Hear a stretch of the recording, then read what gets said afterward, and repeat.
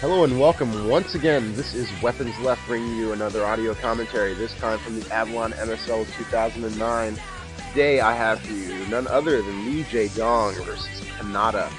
This should be a great game of StarCraft. Basically, I am extremely pumped for two reasons. One, Jaedong is Jaedong, and I love casting him. I love watching him play. I love him in general in a completely heterosexual way. Jaedong is a tremendous player. He practices so hard to be the best, and he is the best, and that's just something that you have to respect. Canata is one of those Terran players that never really lived up to what people expected from him. He is the protege of Boxer, really. The first that you would have to expect or give credit to or credence to, based upon the fact that he is on SKT1. He does have Boxer right there to coach him, to learn from, to really to grow from. And yet he's been overshadowed recently, obviously, by the play of Fantasy, who is just, a little bit more creative than I think Canata is. But in no way is Canata lacking skill or lacking prowess. So we really are just in for a good game of StarCraft, I feel. This game should deliver, I would have to imagine. So we're going to find out just what Canata can do against Jaedong. It looks like we're playing on Outsider today. Jaedong is going to be your Zerg player. It looks like the yellow Zerg, starting off in the 9 o'clock position, and it looks like Canata will be your Terran player that's going to be starting off in the 6 o'clock position. The yellow Terran that's going to be starting off in the 6 o'clock position.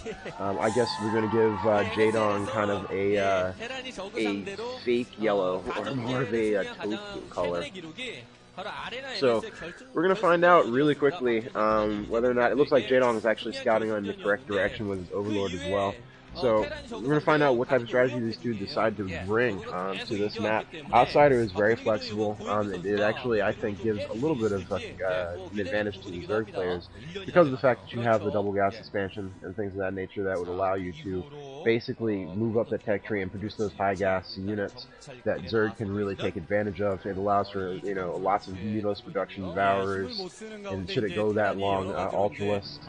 It looks like Canata is actually building a relatively forward barracks. Jaedong actually sending out an additional scout with a drone, so very intent on finding out what it is that Canata is doing.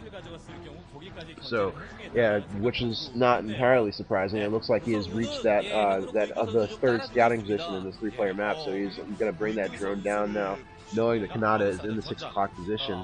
And we'll see what type of build that Jaedong goes for once he arrives and finds this forward barracks. Typically, Canata or most Terran players wouldn't build that barracks in that location unless they had some intention of going pretty quickly, or building and producing offensive units and trying to find and locate their opponent. And Canata is going to guess, based upon the direction of this Overlord, accurately. He's going to know where his opponent is. And so Jaedong has spotted that barracks. He knows it, sees it flashing, he sees what's going on, and in response has actually gone with, it looks like a 12 pool, let's see here. We can't get a good look at his base, but based upon the fast expand and no gas, I would have to imagine he went 12 pool, which is is not a bad build against what Canata seems to be doing.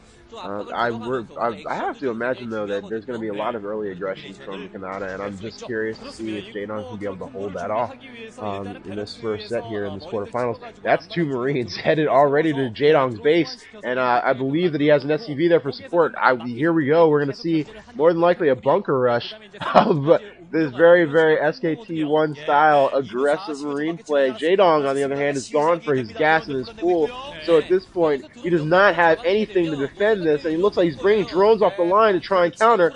These Marines have to stay alive for the strategy to work. 1 drone goes down, 2 drones go down, and all 3 Marines are alive, and it looks like this is going to be somewhat successful already. The bunker being erected right next to this hatchery, and if this hatchery goes down to these Marines. The drone's kind of wavering around in a pattern, trying to pick off these Marines. Another drone goes down, but one Marine goes down as well. Another drone goes down, and the bunker is erected. One of the Marines is down as well. That bunker is erected, and the Marine thankfully makes it in. The SCV is going to retreat, it looks like, but the now Jaedong is in a lot of trouble here, folks. He's got to get rid of that bunker, and at the same time, it looks like Canata has managed to construct a factory, so he is in really good shape. He's going to be able to harass the hell out of Jaedong. If Jaedong does not manage to get to some higher tech units, all he's got are Zerglings and a single Vulture against these Zerglings, but the bunker does go down. It looks like he takes out that Marine as well, but a Vulture is already producing on the way, and Canata has managed to wall in as well. So now Jaedong has to worry about Vulture harassment against Vultures, against Zerglings and drones. That is not a fair fight for somebody with the caliber of micro that Canata has. So now you have to wonder what Jaedong's gonna be able to do to counter this. And the Vulture already takes out 2 Zerglings on the way, but Jaedong managing to block his ramp, but only with drones. And this Vulture managed to take out all of the 2 Zerglings as well as 2 drones on his way in. And honestly, now Canata bringing off SCVs from his line to protect that wall in. Drones being taken off the line. That Vulture is at low health, but it's still, with being able to micro the way that Vulture can, that Vulture is a humongous problem for Jaedong, and Canata's been able to fend off his wall with a tremendous amount of SCVs repairing it. And now we're getting ready to expand, and I do not see how Jaedong is going to be able to survive this. Jaedong, it looked like, was teching the lair, but he is not going to have any drones to support any type of economy, and no way is he going to have the resources. And a Wraith that is from a starport coming out. This game is over. There's no way that Jaedong is going to be able to defend or press Canata at this point with his economy in tatters and a Wraith on its way over to his already weakened base. Jaedong, GG's, as this game is over. What a game from Canata. I would have to say he was the underdog, not only because of this map, but because he's Canata against Jaedong, and he just brought a tremendous strategy and a tremendous pressure to this game in a very skillful way. Just great play there from Canata. What a game to start this off with. This has been Weapons Left. I'll bring you the rest of this MSL day. Thank you for watching. Thank you for listening. GG.